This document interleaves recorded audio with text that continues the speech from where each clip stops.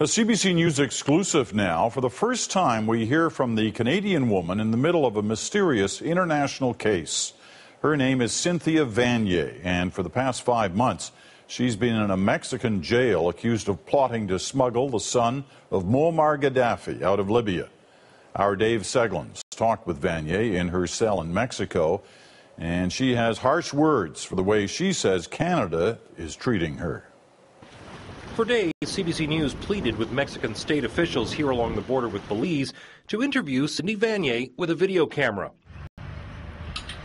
In the end, they would only allow a tape recorder to hear for the first time from the Canadian accused of lining up private planes and fake passports to smuggle Gaddafis to Mexico. Sounds like something out of a Tom Clancy book, but absolutely not. This mystery involves not just Vanier, but a security guard she hired for a trip to Libya in July, and engineering firm SNC-Lavalin. Vanier says SNC paid her to report on conditions for its employees who had fled the war zone. They invited me to participate in developing a work plan around bringing employees back into the country when the conflict was over.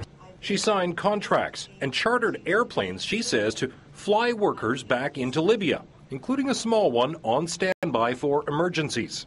And according to the Mexican authorities, the extraction plan involved maybe flying out Saadi Gaddafi. Again, I don't know how that, I can't speak for what they believe it was. Were you involved in any way, in any plan, trying to get high-level members of the regime out of the country? No, absolutely not. But prosecutors say their case hinges on fake passports and ID that they seized, some with Vanier's photo, some with Saadi Gaddafi's. They showed me a photograph of this card that had my picture and a name that is not my name. Now, yeah, obviously I was set up. Vanier says the case against her is thin, calling some of the evidence laughable, based on newspaper articles and statements by a former bodyguard, which she insists was filled with lies and half-truths.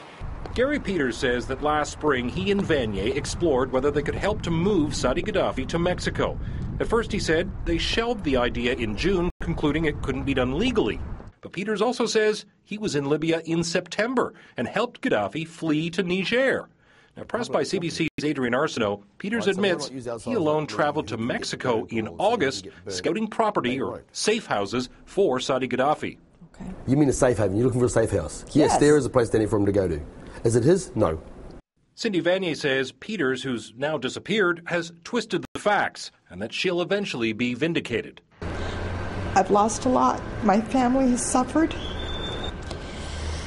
And I'll look forward to being greeted by them when I get home, and I'll rebuild. Vanier says she's frustrated by what she claims has been a lack of support by Canadian consular officials here. She says she's stuck at the mercy of Mexico's justice system. She is appealing her charges, awaiting a trial, but she says she's being held, presumed guilty, forced to try to prove her innocence. Dave Seglin, CBC News, Chetumal, Mexico.